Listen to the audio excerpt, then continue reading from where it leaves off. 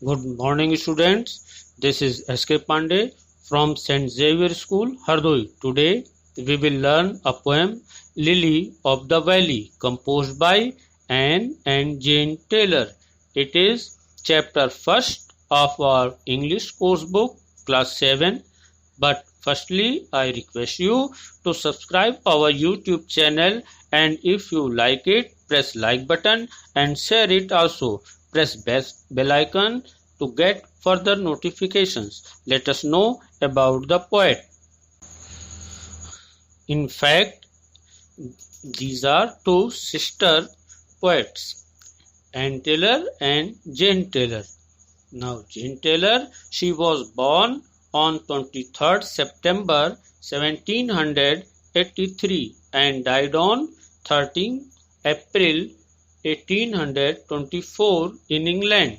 She was an English poet and novelist. She wrote the words to the song Twinkle, Twinkle, Little Star, which is widely known.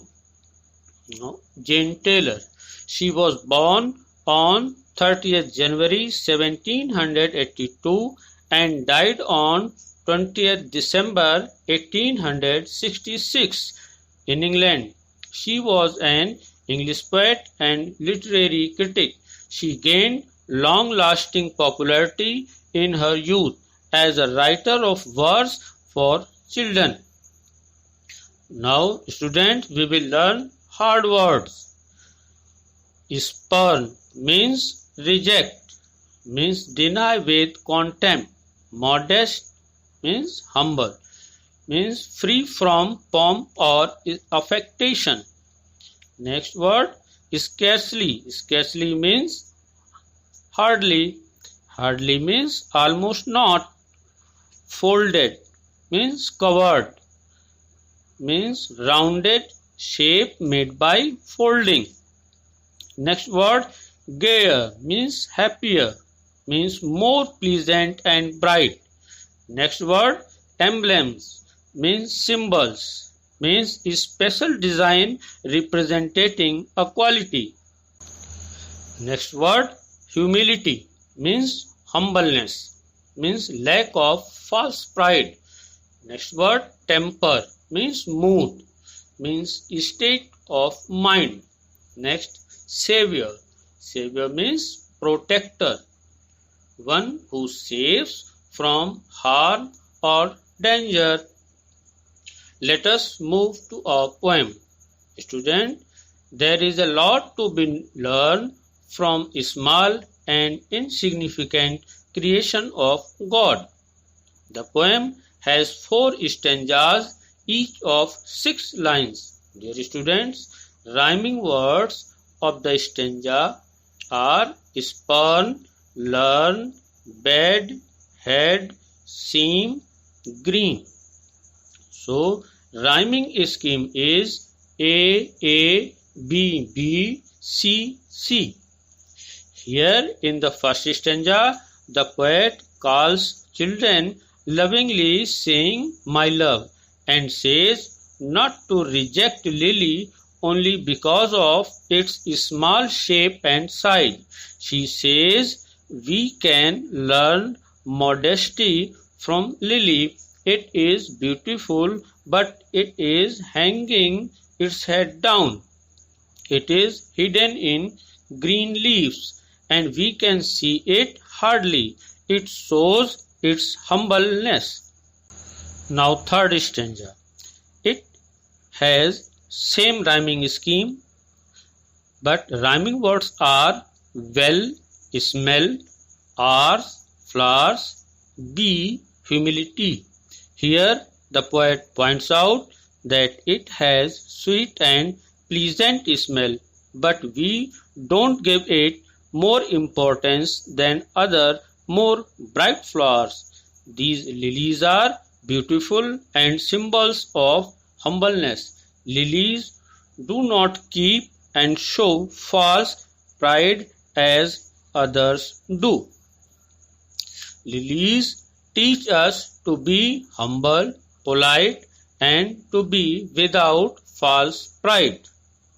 Now, third stanza, read Third stanza first.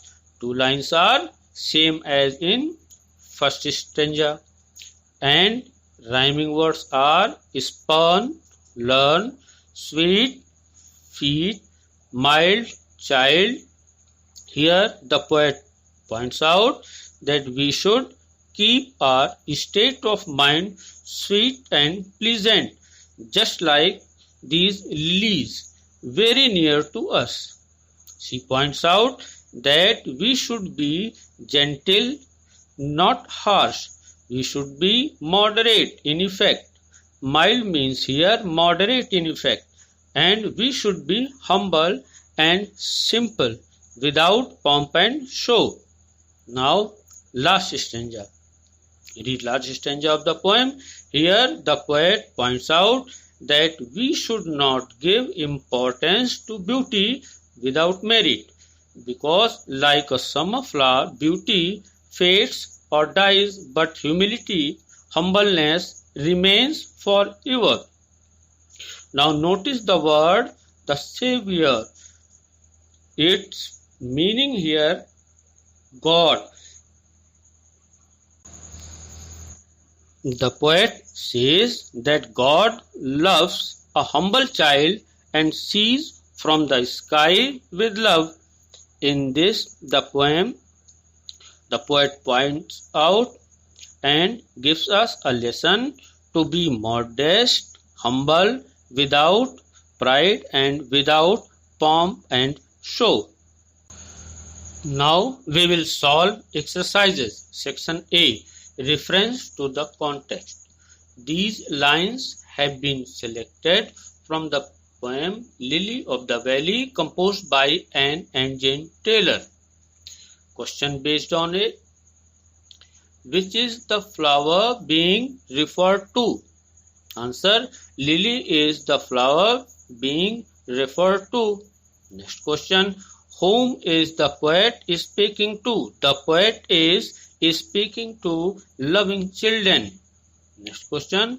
What lesson can we learn from the flower? Answer. We can learn a lesson of modesty and humility. Now, next two lines based question. Why is there a reference to beauty in these lines? There is reference to beauty in these lines because people give more importance to beauty without merit. Next question. What is the point of comparison between beauty and a summer flower? Answer. The point of comparison between beauty and a summer flower is that both die in a short period. Next question. What lasts more than beauty according to the poet? Answer. Humility lasts more than beauty. Now take section B. Question first. What quality of the lily does the poet admire? Answer. The poet admires that lily is modest, humble, and without false pride of beauty. Next question. Describe the lily as painted by the poet. Answer. The poet describes that lily is a small, beautiful flower. We can hardly see it. It is emblems of humility. Its temper is sweet. Next question. What do we love about the lily? We love its simplicity, humility, and modesty, and beauty without pomp and show. Next question, question 4. What characteristics of the lily does the poet suggest children should adopt? Answer. Children should adopt its gentleness, mildness, humility, and simplicity. Question 5. Why does the poet compare beauty to a summer flower? Poet compares beauty to a summer flower because beauty also fades like a flower. Now last question. How does God look upon a humble child? God looks upon a humble child with love. Let us know the theme of the poem. The poet describes the quality of a lily. Though it is a small flower, it is important. Throughout the poem, the intention is to teach about the quality of humility in a loving way by describing the lily of the valley as an example.